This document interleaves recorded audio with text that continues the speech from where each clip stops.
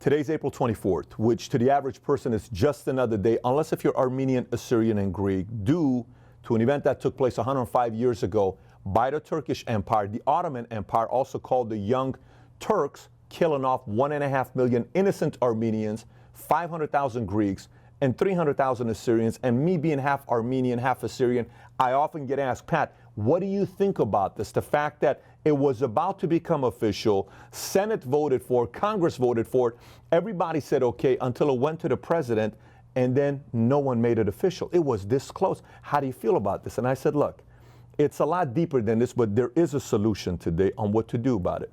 When you think about why President Trump didn't make it official, it's because with all the issues we're facing in the Middle East, with Iran, with Iraq, with all these things that are going on, one of the allies is still Turkey. You know, Erdogan is still an ally to U.S., and with the tariffs U.S. is putting out there, and Erdogan making threats saying, if you go out there and make Armenian genocide official, we will not be doing business together with you. And on top of that, the 2 military bases that you have in Turkey, guess what? We're going to shut it down, and U.S. needs those 2 military bases. So it's pretty technical. And why is Turkey so worried about calling it a genocide? They've already called it a crime against humanity. They've already called it a massacre. Who cares if they call it a genocide? Here's what it gets technical. You see, when eventually we called what the Germans did, the Germans, Nazis regime, Germans did to the Jewish community, killing off some 6 million innocent people, and it was called the Holocaust. For years, there was reparation, there was restitution that Germany is still paying till today for many of the family members that were affected by this. So Turkey is sitting there saying, you know what, if this becomes official, we have to worry about many Armenians, Greeks, and Assyrians coming to us for restitution, for reparations. Do we want something like that? What is it going to cost us? I don't think we want something like that. Having said that, if there's any president that's willing to make this official, it's President Donald Trump, and here's why. Typically, when people have been in the White House, they have been too concerned about what others think about them. Politicians, allies, other countries. But President Trump doesn't wake up in the morning saying, let me see who I can make friends with today.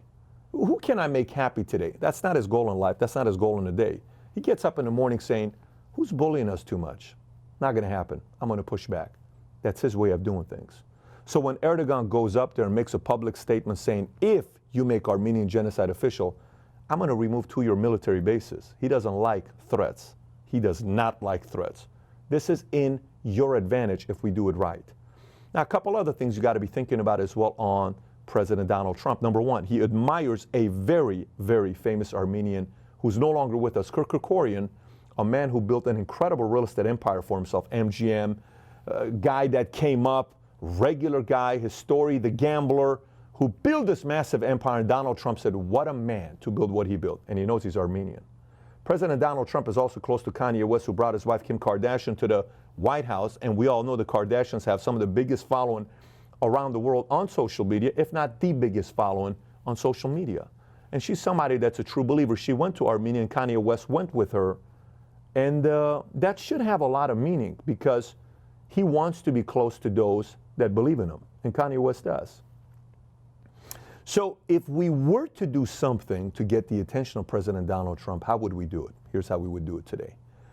One of the weirdest things that we're doing right now is we're going through a pandemic, which means we can't go out. We can't go march. We can't do the march in Glendale with 100,000 people, or in LA or Miami, Chicago, New York, London. We can't do that today because everybody's on shutdown. And to many people, they're concerned. They're messaging me saying, you know what? This will be the first time and the longest time I'm missing the march, Pat. It's really frustrating. And I'm saying this is actually a good thing. Why is that? Well, because if you're home, you have to realize President Donald Trump doesn't live in the streets of Glendale. He doesn't live in the streets of New York or Chicago or San Jose or Florida, Miami, or London. He lives in the streets of Twitter. That's where he spends most of his time at. So if you do want to get a hold of him, what if 100, 200, 300,000 tweets get sent out today at real Donald Trump? And what if the hashtag says Armenian Genocide? And what if it says make it official? And what if each of you individually make your own message? You say whatever you want to say, except don't go from the direction of disrespect. Because one person can rub him the wrong way and he says, I just don't want to deal with it. What if everybody messages him saying, listen, this is an opportunity for you.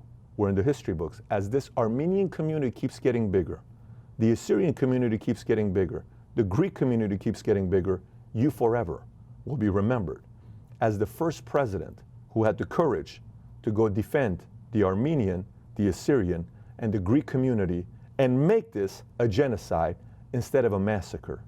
They will forever remember you in the history books. If you take that approach, I think he may listen.